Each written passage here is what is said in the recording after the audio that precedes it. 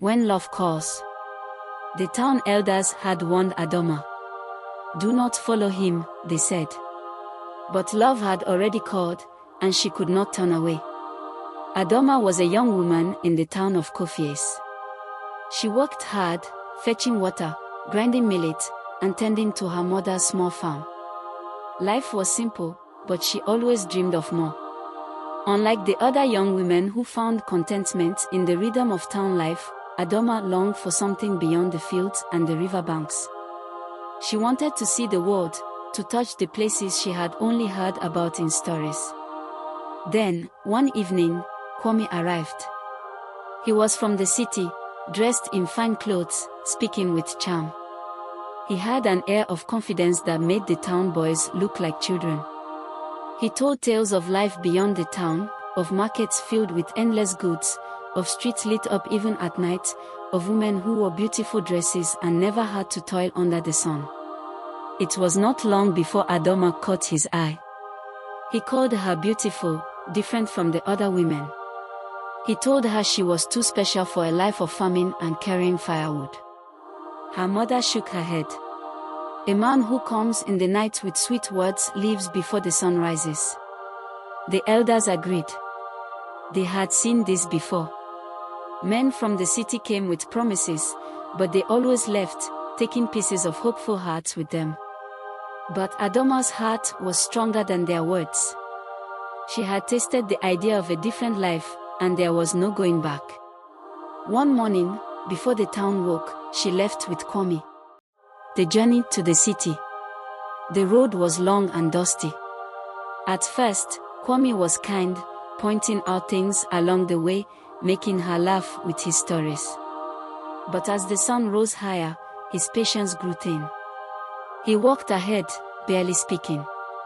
Adoma ignored the discomfort growing inside her. She told herself it was just the heat, just the tiredness of travel. By the time they reached the city, night had fallen. Adoma expected to be taken to a grand home, a place where she could rest and eat a warm meal. Instead, Kwame led her through narrow, noisy streets to a small, crowded room. It smelled of sweat and smoke. There were no soft beds, no beautiful dresses waiting for her. Adoma looked at Kwame. "Where is your home?" she asked. He laughed. "This is it. For now." She wanted to ask more, but the look in his eyes stopped her. The kindness was gone. In its place was something she could not name, but it made her stomach tighten. The harsh reality. The days passed slowly. Kwame was not the same man who had charmed her in the town. He was out all day, leaving her alone in the cramped room. When he returned, he was often in a bad mood. He no longer spoke to her with warmth. When she asked about the life he had promised, he waved her off. "These things take time," he said. But time passed, and nothing changed. Adoma tried to make the best of it. She cleaned the small room, cooked what little food she could find, and waited. But the loneliness gnawed at her. She missed her mother's voice, the familiar faces of the town, the sound of the river. One evening, Kwame came home with another woman. She was dressed in fine clothes, her nails painted, her skin glowing. Kwame laughed with her, touching her as if Adoma did not exist. Adoma stood up. "Who is she?" she demanded.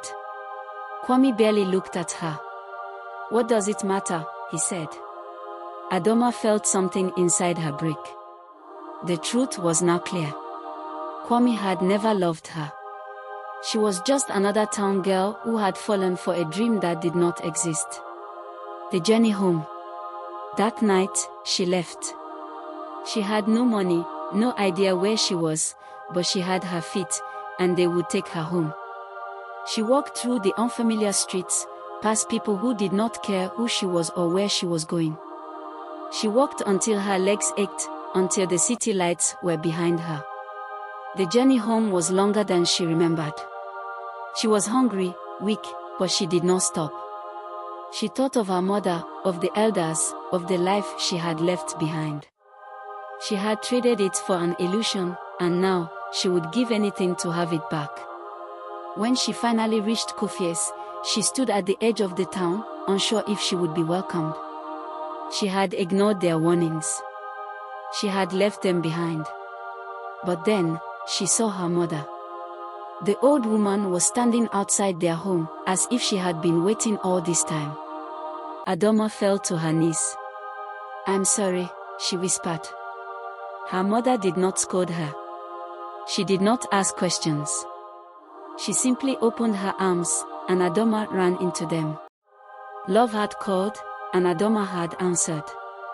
But now, she understood, not every call is worth following. The lesson. The town welcomed her back. Some whispered, others shook their heads, but no one turned her away. She had learned her lesson, and that was enough. Life in Kofies resumed its rhythm. Adoma worked on the farm again, fetched water, and listened to the stories of the elders. She no longer longed for a life beyond the town. She had seen the world, and she knew now that not all that shines is gold. One day, a young girl asked her, "Sister Adoma, is the city beautiful?"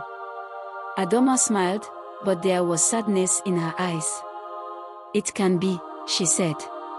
"But beauty is not always kindness, and dreams are not always real."